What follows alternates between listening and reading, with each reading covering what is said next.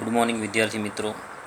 સંકલ્પ international school Nikol 10/8/2020 12th commerce Gujarati medium subject account part 1 lecture number 10 chapter 5 ભાગીદારનો પ્રવેશ. અગાઉ આપણે 5 દાખલાઓની જે ચર્ચા કરી હતી, આજે આપણે દાખલા નંબર 6ની ચર્ચા કરવાની છે. તો દાખલા નંબર 6માં તમને આપેલું છે કે એમ, એન અને ઓ 4:3:3ના પ્રમાણમાં નફો નુકસાન વહેંચતા ભાગીદારો છે. તેઓ પીને નવા ભાગીદાર તરીકે દાખલ કરે છે. પી પાઘડી તરીકે ₹40,000 રોકડા લાવે છે.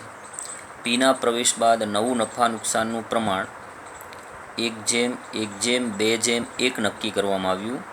જૂની પેઢીના ચોપડે પાઘડી ખાતાની બાકી ₹25,000 હતી. તો આટલી માહિતી તમને જ્યારે આપેલી હોય તો સૌ પ્રથમ તમને જૂનું પ્રમાણ આપેલું છે અને બધા જ ભાગીદારનું નવું પ્રમાણ આપી દીધું હોય ત્યારે સૌ પહેલાં આપણે ત્યાગ શોધી લેવો પડે. ત્યાગ શોધ્યા પછી જૂની પાઘડી ખાતું બંધ કરી અને જૂના ભાગીદારો વચ્ચે જૂના પ્રમાણમાં ઉધારવામાં આવશે. પછી નવા ભાગીદારની પાઘડી એનું પ્રીમિયમ જૂના ભાગીદારો વચ્ચે ત્યાગના પ્રમાણમાં વહેંચાશે. અગાઉ આપણે આવા દાખલાઓ જોઈ ગયા છીએ. તો અહીંયા પણ તમારે એ જ જોવાનું છે કે સૌ પ્રથમ બધાનું જૂનું પ્રમાણ કેવું આપેલું છે. તો જૂનું પ્રમાણ એમ, એન અને ઓનું 4:3:3 છે. તો એનો મતલબ થયો 4/3 7/3 10. એટલે આ પહેલા ભાગીદારનું 4/10 કહેવાય, બીજાનું 3/10, ત્રીજાનું 3/10. નવું પ્રમાણ આપેલું છે 1:1:2:1. એટલે 1 ને 1 2 ને 2 4 ને 1 5. એટલે બધાના છેદમાં 5 થશે. 1/5 1/5 2/5 1/5. હવે આપણે ત્યાગનું પ્રમાણ શોધતા ત્યારે આપણે ત્યાગનું સૂત્ર લેતા હતા, જૂનો ભાગ માઇનસ નવો ભાગ. તો સૌ પ્રથમ આપણે એમનો ત્યાગ શોધીએ. તો એનો જૂનો ભાગ છે 4/10 માઇનસ 1/5 એનો નવો ભાગ. હવે બંનેનો છેદ 10 કરવા માટે આપણે લસા 10 લઈશું. હવે આનો છેદ તો 10 છે એટલે 4ના 4 એમ નામ રહેશે. પણ આ 5ના 10 કરવા હોય તો 5ને કેટલા વડે ગુણવા પડે? 2 વડે. તો જેટલા વડે તમે નીચેના ગુણો એટલા જ વડે ઉપરના ગુણવા પડે. તો 2 એકા 2 એટલે 4માંથી 2 જાય તો કેટલા વધે? 2. તો 2/10. એટલે પહેલા ભાગીદારનો ત્યાગ મળ્યો 2 દશાંશ. એનનો ત્યાગ શોધીએ તો 3 દશાંશ જૂનું પ્રમાણ છે. એમાંથી નવું પ્રમાણ 1/5 બાદ કરશો તો અહીંયા પણ આપણે લસા 10 લેવો પડશે. આના 10 છેદ એમ નામ છે એટલે 3ના 3 એમ નામ રહેશે. માઇનસના માઇનસ. આ 5ના 10 કરવા હોય તો 5ને 2 વડે ગુણો તો 10 થશે. તો જેટલા વડે તમે નીચેના ગુણો એટલા જ વડે ઉપરના. તો 2 એકા 2. તો 3માંથી 2 જાય તો 1/10. ઓનો ત્યાગ તો 3 દશાંશ જૂનો ભાગ છે એનો. એમાંથી 2/5 નવો ભાગ તમે બાદ કરશો. જો એનો પ્રમાણ 2 છે.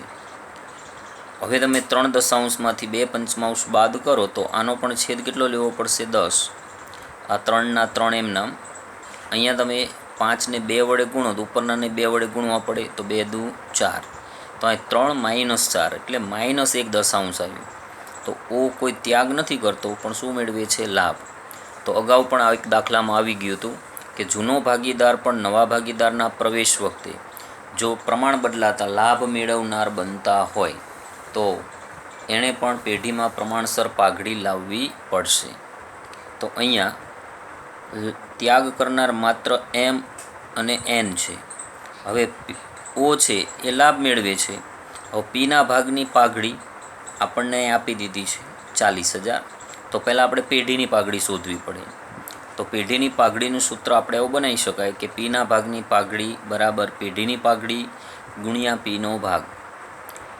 તો અહીંયા 40,000 પીની પાઘડી આપણને આપેલી છે.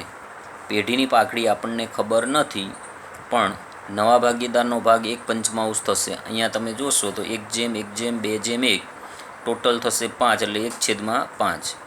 હવે 40,000 બરાબર પેઢીની પાઘડી ગુણ્યા 1/5. એટલે આપણે પેઢીની પાઘડી શોધવી હોય તો આ 1/5ને તમે આ બાજુ લાવો તો આ 5 છે ઉપર જતા રહે. એટલે પેઢીની પાઘડી બરાબર 40,000 ગુણ્યા 5 એટલે કુલ કેટલી થશે? 2 લાખ રૂપિયા. હવે 2 લાખ રૂપિયા કુલ પેઢીની પાઘડી થઈ. એમાં ઓનો લાભ થયો 1 દશાંશ. તો 2 લાખ ગુણ્યા 1 દશાંશ કરશો તો એટલી પાઘડી ઓએ પણ લાવવી પડશે. તો અહીંયા સૌ પ્રથમ આપણે શોધવી લેવી પડે ઓની પાઘડી. તો ઓને લાભ થયો છે 1/10, માટે 2 લાખ ગુણ્યા 1/10 કરશો એટલે 20,000 રૂપિયા ઓએ પાઘડી રૂપે લાવવા પડશે. તો ઓએ પાઘડી રૂપે 20,000 લાવવા પડશે. નવો ભાગીદાર છે એ 40,000 લાવે છે, માટે એમ અને એનના ત્યાગનું પ્રમાણ આપણને મળ્યું હતું 2:1, 2/10 અને 1/10 આપણે અગાઉ ગણતરીમાં જોયું. તો હવે ત્યાગના પ્રમાણમાં કુલ પાઘડીનું પ્રીમિયમ ઓના ભાગની પાઘડી વહેંચતા 40,000 જે ઓ લાવે છે પાઘડીના પ્રીમિયમ રૂપે, નવો ભાગીદાર, અને જે પીએ લાભ મેળવ્યો તો એણે પણ 20,000 પાઘડી રૂપે લાવવાના છે. એટલે ઓ અને પી આ બંનેની કુલ પાઘડીની રકમ થશે 60,000. એ એમ અને એન વચ્ચે 2:1 પ્રમાણમાં વહેંચીશું. તો એમના ભાગે 60,000 ગુણ્યા 2/3, 2/3 ભાગ એના ભાગે આવશે. 2:1 પ્રમાણ થયું એટલે તો 40,000 રૂપિયા એમના ભાગે પાઘડી આવશે. એનના ભાગે પાઘડી આવશે 60,000 ગુણ્યા 1/3 એટલે 20,000.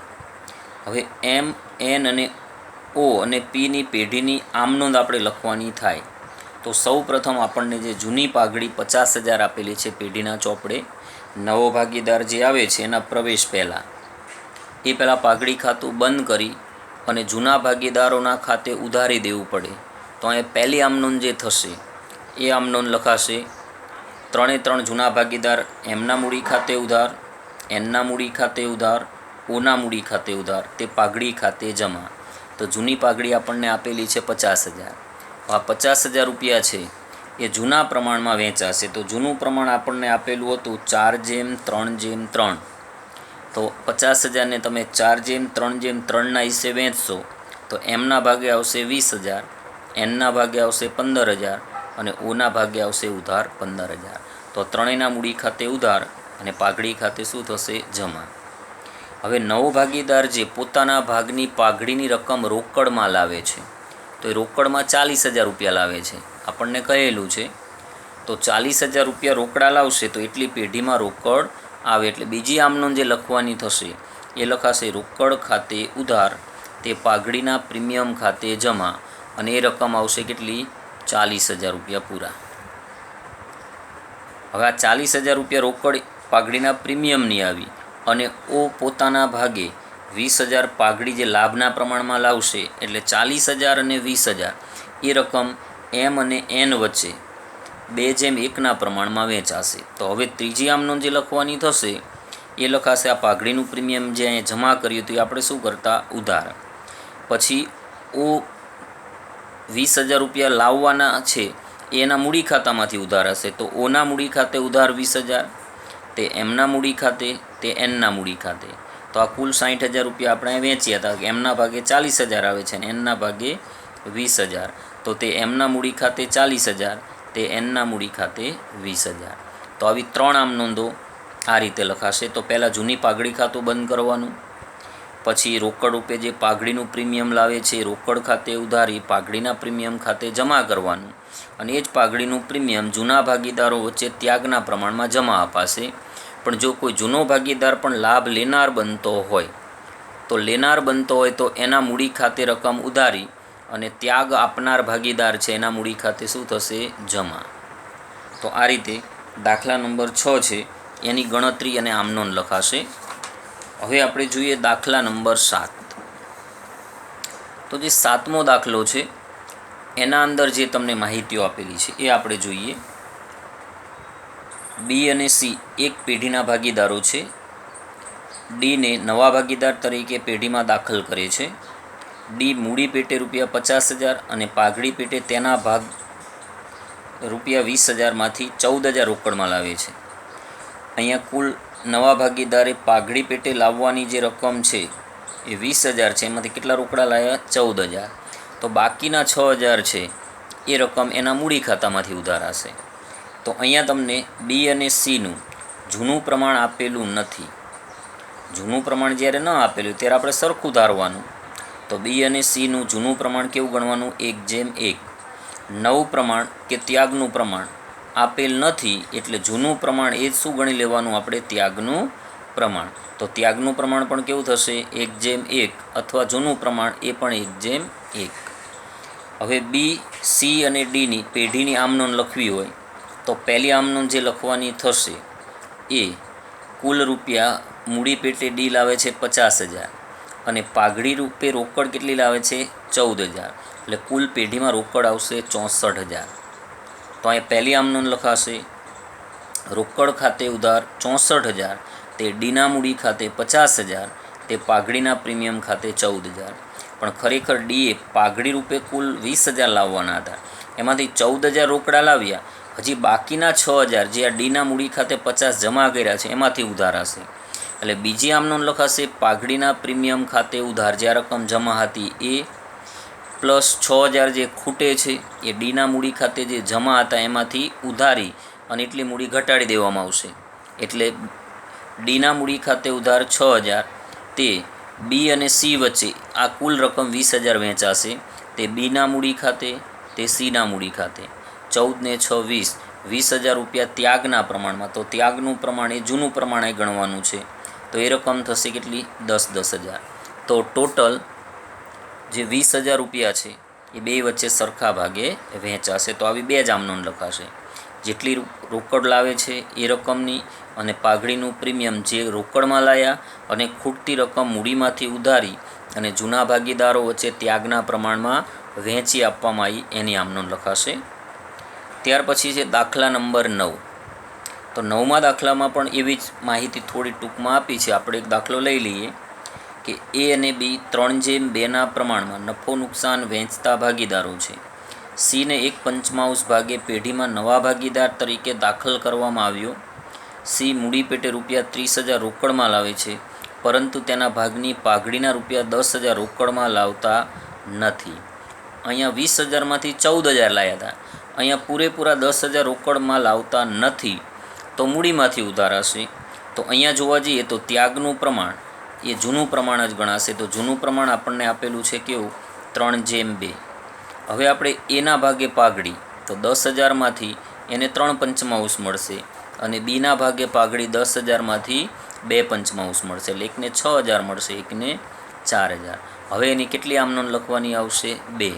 તો સૌ પ્રથમ અહીંયા જોવાનું કે અહીંયા બિલકુલ રોકડ રૂપે પાઘડીની રકમ નવો ભાગીદાર લાવી શકતો નથી, પણ મૂડી પેટે રૂપિયા 30,000 લાવે છે. તો સૌ પ્રથમ જે 30,000 રૂપિયા મૂડી પેટે લાવે છે એ આપણે સીના મૂડી ખાતે જમા કરશું અને પછી એમાંથી જ કેટલા રૂપિયા ઉધારવાના થશે? 10,000. કારણ કે પાઘડીના પ્રીમિયમ રૂપે રોકડ લાવી ન શકે ત્યારે એની મૂડી જે જમા થઈ હોય એમાંથી રકમ શું કરવામાં આવશે?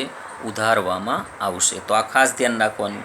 અહીંયા પણ 20,000 રૂપિયા એણે લાવવાના હતા, એમાંથી 14,000 લાવ્યો, તો 6,000 રોકડમાં ન લાવી શક્યો, એના મૂડી 50,000 જમા હતી એમાંથી આપણે 6,000 ઉધાર્યા હતા.